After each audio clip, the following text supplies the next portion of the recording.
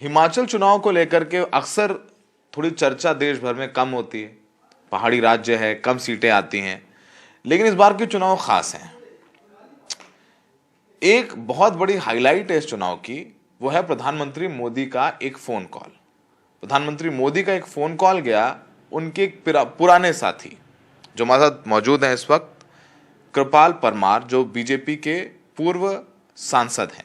प्रधानमंत्री मोदी ने कृपाल जी को फोन किया। वो वीडियो सोशल मीडिया पर बहुत वायरल है। कांग्रेस उसको लेकर के मोदी जी से लेकर बीजेपी को घेर रही है। प्रधानमंत्री मोदी ने कहा कि आप नॉमिनेशन विड्रॉ कर लीजिए। कृपाल परमार टिकट ना मिलने के बाद बीजेपी से हिमाचल की फतेहपुर सीट से निर्दलीय चुनाव लड़ रहे हैं, और ऐसे कई बागी पूर्व विधायक हैं, मौजूदा विधायक हैं जो चुनाव में हैं। तो प्रधानमंत्री मोदी ने अपने पुराने साथी को मनाने के लिए फोन किया। प्रधानमंत्री मोदी जी ने कहा कि मोदी जी, परमार जी ने बोला कि मोदी जी मेरी बात सुन लीजिए। मोदी जी ने कहा कि मैं कुछ नहीं सुनूंगा, मेरा तुम पर हक है, मैं कुछ नहीं सुनूंगा। परमार जी ने बोला हक तो मेरा भी है मोदी जी, मेरा तुम पर हक है, नहीं चलेगा ये। परमार जी ने बोला कि मोदी जी, नड्डा जी ने मुझे जलील किया है 15 साल। मोदी जी ने कहा सुन लीजिए, अगर तुम्हारी जिंदगी में मोदी का कोई रोल है तो परमार जी बोलते हैं बहुत रोल है। फिर मोदी जी बोलते हैं मैंने तुम्हें जो फोन किया है उस फोन की कीमत कम मत आंकना। परमार जी कहते हैं कम नहीं आंक रहा हूं, ये फोन मेरे लिए भगवान का आदेश है। तो प्रधानमंत्री मोदी जी ने फोन किया कृपाल जी को कि वो चुनाव से विड्रॉ कर लें, चुनाव ना लड़ें। अब कृपाल परमार जी हमारे साथ एक्सक्लूसिव बात करने के लिए मौजूद हैं। तो क्या प्रधानमंत्री मोदी जी का कॉल असल में आया था? पहले तो उसकी पुष्टि कर लेते हैं। कृपाल जी, बहुत लोग कह रहे हैं कि ये वीडियो फेक है, गलत है। आप बताइए, क्या प्रधानमंत्री मोदी जी ने आपको फोन किया था? जी। किस तारीख को? 30 को। 30 तारीख को। पहले तो बाकी चीजों में आएंगे। प्रधानमंत्री मोदी जी से रिश्ता कितना पुराना है आपका? मेरा कोई 25 साल का। जब वो हिमाचल प्रदेश के प्रभारी थे, उस वक्त मैं हिमाचल प्रदेश का महामंत्री था, तो हम लोग काफ़ी हमने उनको ट्रैवल किया। जो प्रवास जाते थे तो हम कई बार उनके साथ रहते थे। तो मेरा उनके साथ पारिवारिक रिश्ता है। वो मेरे बड़े बुजुर्गों के समान हैं, और बड़े बुजुर्ग भी नहीं, मैं तो उनको देवतुल्य मानता हूँ। इसलिए मैंने कहा कि ये भगवान का आदेश है। अच्छा, आपने तो ये फोन कॉल की पुष्टि कर रहे हैं कृपाल परमार साहब, जो पूर्व सांसद भी हैं बीजेपी के। आप मोदी जी के इतने घनिष्ठ हैं, सब जानते हैं, हिमाचल तो सब जानते ही हैं जी। अब पहले तो ये बताइए कि मोदी जी ने फोन किया, उसके बाद आपने जो निर्दलीय चुनाव लड़ रहे थे बागी होके, आप घर बैठ गए कि नहीं, चुनाव लड़ रहे हैं? मैं लड़ रहा हूँ क्योंकि परिस्थितियां ऐसी पैदा कर दी थी। मैंने उस दिन मोदी जी को भी कहा कि अगर आपका ये कॉल एक दिन पहले आ जाता, क्योंकि 29 को विड्रॉल थी 3 बजे तक, अगर 3 बजने को 5 मिनट में भी आ जाता तो मैं उनकी बात पूरी भी ना सुनता, मैं कहता जी हो गया और मैं विड्रॉ कर लेता। लेकिन उन्होंने कहा कि मुझे आज बताया गया। उस वक्त मेरा बैलेट पे नाम आ चुका था, विड्रॉल का समय खत्म हो चुका था। अगर मैं चुनाव से हट जाता तो मेरे नाम पे अगर 10-20 वोट पड़ जाते तो सारी जिंदगी के लिए मेरे लिए कलंक साबित होता। तो फिर आपने कहा कि लड़ी लो। फिर नहीं लड़ी लो, मेरे पास चारा कोई नहीं था कि अगर वो पहले मेरे को कॉल आ जाती तो निश्चित रूप से 1 सेकंड भी ना लगाता मैं विड्रॉ करने में, किसी को ना पूछता, मैं विड्रॉ कर जाता। लेकिन उनको भी बाद में बताया गया, तो ये भी मेरे खिलाफ साजिश है कि ऐसी परिस्थिति पैदा कर दो कि इसको बिल्कुल ही खत्म कर दो। तो आप, और ये मेरे साथ पिछले कई सालों से हो रहा था, और खास करके जब 2017 में मेरे को टिकट मिला, उसके बाद तो जलालत की प्रकाष्ठा हो गई कि मैं कैसे जी रहा था और कैसे मैं मर मर के जी रहा था। तो आपने पार्टी, मतलब आप अभी प्रचार कर रहे हैं अपने चुनाव के लिए? बताइए दर्शक। प्रचार कर रहे हैं। मैं फाइट में हूँ। बीजेपी का जो ऑफिशियल कैंडिडेट है वो फाइट में नहीं है। हमारा और कांग्रेस का मुकाबला है। कांग्रेस का मुकाबला है जी। आपकी इतनी बेइज्जती किसने की? आप किससे इतने ज्यादा हाथ हैं? ये कौन लोग हैं? आपने बोला कि ये लोग मुझे मेरा जीना मुश्किल कर दिया, इन लोगों ने मेरे खिलाफ साजिश की, ये कौन लोग हैं? नहीं देखो ना, प्रदेश स्तर पे तो 2-3 लोग हैं, लेकिन जब सारा मामला जाता तो नड्डा जी के पास जाता था। नड्डा जी मेरे बचपन के साथी हैं, हम यूनिवर्सिटी में इकट्ठे पढ़े हैं। 4 साल हम एक सेक्शन में, एक फ्लोर पे, एक हॉस्टल में, साथ वाले कमरों में रहे हैं। और 2017 में जो टिकट मिलने के बाद वो पता नहीं क्या हुआ कि मेरे दोस्त ही सारे दुश्मन हो गए। 2017 में एक राइवल को खड़ा किया यहाँ पे, उसको फंडिंग की गई, स्टेट प्रेसिडेंट आके उसको खड़ा होने के लिए प्रेरित कर गया और फंडिंग कर गया। मैंने ये बात जब हाई कमांड के सामने रखी तो उस पर कुछ नहीं हुआ, मेरा मजाक उड़ाया जाने लगा कि तुम्हारे फैसले तो ऊपर होते हैं। इस सरकार में जो सत्ताधारी लोग थे, मुख्यमंत्री से लेकर मंत्रिमंडल तक, वो सारे मेरे समकालीन थे, मेरे समकक्ष थे।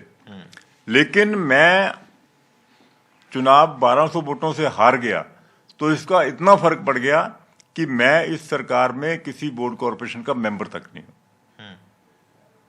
आपने टिकट मांगा था, इस बार मांग ही रहे थे? नहीं, पीछे जो मेरे जिनसे मैं हारा था, जो आदरणीय सुजान सिंह पठानिया जो कांग्रेस के एमएलए थे, उनका पिछले साल देहांत हो गया था। पिछले साल उपचुनाव हुआ, उपचुनाव में उसी बलदेव ठाकुर को जो मेरे खिलाफ लड़ा था उसको पार्टी में लाके टिकट दे दिया। अच्छा, तो आपको नहीं दिया? हाँ, मेरे को नहीं दिया। फिर नड्डा जी ने मेरे से बात की कि नहीं, तुम्हें चुनाव नहीं लड़ना है। मैंने चुनाव नहीं लड़ा। फिर मुख्यमंत्री जी आए, यहाँ से मुझे हेलीकॉप्टर में बिठा के ले गए कि आपका पूरा मान सम्मान होगा, आप ये करेंगे वो करेंगे।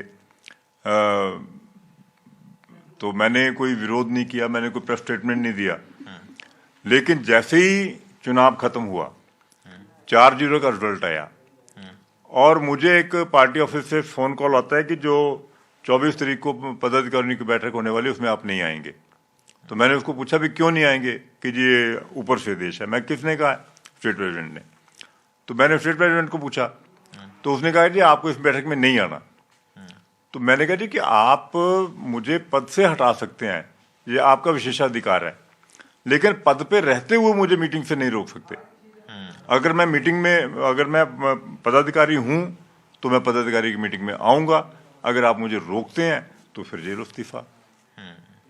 मैंने एक लाइन का इस्तीफा उनको भेज दिया। फिर बवाल मचा, फिर नड्डा जी बीच में आए।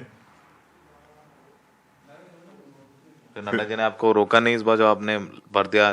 पहले तो पता, नड्डा जी को तो पता ही था कि आप लड़ने वाले। नड्डा जी को पता, नड्डा जी को तो मैंने पहले बोल दिया था कि आप टिकट नहीं दोगे मैं चुनाव लड़ूंगा। क्या मुझे बताओ कि क्यों नहीं। तो अब आप चुनाव लड़ रहे हैं और आप कह रहे हैं बीजेपी की तो लड़ाई में ही नहीं है। नहीं है लड़ाई में। वो इतना बदनाम आदमी है कि जहां गांव में जाते हैं कोई ना कोई उसका शिकार मिल जाता है, उसका विक्टिम मिल जाता है। तो ये बताइए परमार साहब, अगर मान लीजिए कल अभी तो नतीजे नहीं आए, आप चुनाव जीत जाते हैं, आप लड़ रहे हैं, तैयारी से लड़ रहे हैं, पूरा जोर लगा रहे हैं, प्रधानमंत्री मोदी का कॉल भी आया, आपने बताया कि फिर अब लड़ रहे हो तो लड़ ही ले, आप जीत जाते हैं, फिर जीतने के बाद किसका समर्थन करेंगे? निश्चित रूप से बीजेपी का। मोदी जी के लिए? मोदी जी के लिए, विचारधारा के लिए। 40 साल जिंदगी का 2/3 होता है। लेकिन आप बहुत जबरदस्त आदमी हैं। प्रधानमंत्री मोदी के कॉल आने के बाद चुनाव भी, मतलब आप लड़ रहे हैं, घर बैठ जाता आदमी, कमरे में बंद हो जाता आदमी, प्रचार करता है कि मुझे वोट मत देना, और आप लड़ रहे हैं अच्छे से, तो ये भी आपकी एक। जी आप कल्पना करके देखिए कि 40-42 साल में जिस आदमी ने कुछ नहीं मांगा, जो मिल गया तो मिल गया, नहीं मिला तो नहीं मिला, जिस आदमी ने कोई विवाद नहीं खड़ा किया, जिस पर कोई आरोप नहीं है, शांति से, शालीनता से पार्टी का काम करता है, 25 साल से लगातार प्रदेश का पदाधिकारी है, राज्यसभा का सांसद रहा है, वहां भी परफॉर्म करके दिया है, पार्टी की बड़ी बड़ी रैलियों को आयोजन किया है, जो भी काम एक कार्यकर्ता को करना होता किया है। अगर मैं इस हालत में पहुंचा हूं तो आप मेरे दिल पे की चोट को समझिए ना, कि मुझे नड्डा जी से ज्यादा है। मुझे इतना मारा गया कि मेरा एहसास खत्म हो गया, और जब मेरे भगवान की कॉल आई तो मैं उसको जवाब देने के काबिल नहीं रहा था।